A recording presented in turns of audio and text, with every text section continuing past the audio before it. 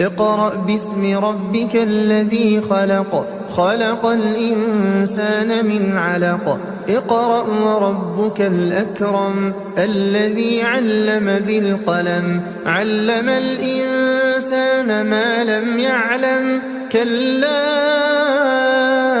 إن الإنسان ليطغى أن رآه استغنى إن إلى ربك الرجعى أرأيت الذي ينهى عبدا إذا صلى أرأيت إن كان على الهدى أو أمر بالتقوى أرأيت إن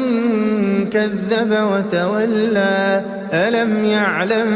بأن الله يرى كلا لئن لم ينته لنسفعا